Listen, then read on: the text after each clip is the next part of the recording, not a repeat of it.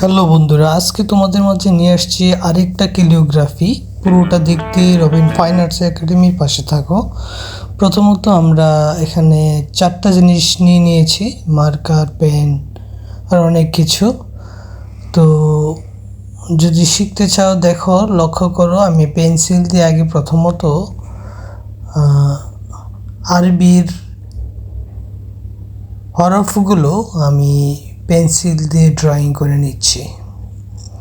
তো drawing একাধিকভাবে line দিতে পারো, সমস্যা নাই। ভুল হলেও কোনো সমস্যা নাই, সেটা তোমরা নিজেরা ইরেজার দিয়ে মুছে নেবে এবং আস্তে আস্তে করে নেবে।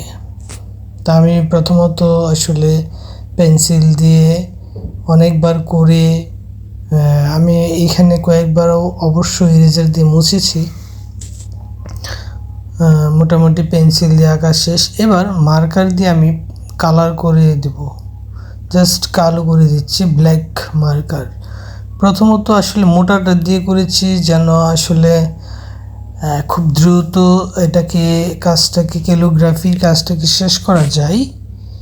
এই জন্য আগে মোটাটা দিয়ে আমি করে নিচ্ছি। তোমরা যদি মনে হয় যে মোটা মার্কারের প্রবলেম, তাহলে তোমরা নিজেরা একদম চিকন যে আর্ট লাইন মার্কার অথবা সিডি মার্কার, সেগুলা দিয়ে তোমরা নিজেরা করতে পারো,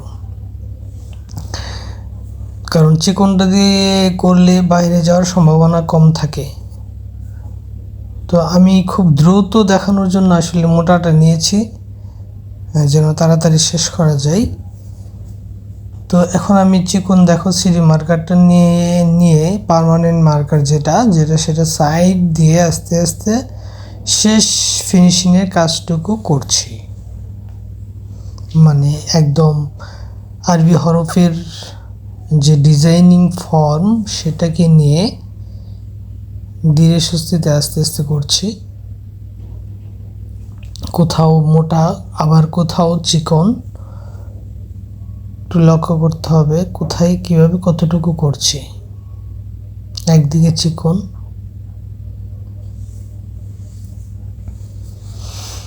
তো এটা আমাদের রবিন ফাইন আর্টস একাডেমির আসলে ক্যালিগ্রাফি বিষয়ে আমরা অফলাইনে এখানে ক্লাস হয়, সেজন্য ভাবলাম অনলাইনেও আমাদের যে YouTube channel Robin fine arts academy, সেইখানে কিছু শেয়ার করি। তো এখানে রবিন ফাইন আর্টস একাডেমি সব ধরনের অ্যাক্টিভিটিস নিয়েই থাকে। তো মোটামুটি এই ক্যালিগ্রাফির ব্ল্যাক কালারটা শেষ। আগের যে পেন্সিলের লাইনগুলো সেটা ইরেজার দিয়ে মুছে দিলাম। তারপর সিডি মার্কারের মধ্যে আমি গ্রিন কালারটা নিলাম, যেটা সবুজ কালার। কিছু অংশ ফাঁক রেখে পুরোটাই আমি গ্রিন কালার দিয়ে দিচ্ছি। তো এইটা দিলে দেখবে যে আরেকটা ফর্ম বা আরেকটা ডিজাইনিং শেপ তৈরি হচ্ছে।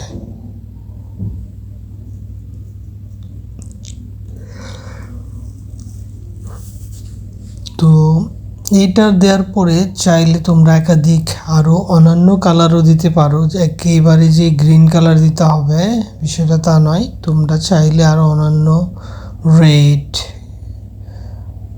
ইয়েলো বা অরেঞ্জ বা ব্লু কালারও দেওয়া যায়। এখন লাল কালারটা আমি দিয়ে দিচ্ছি।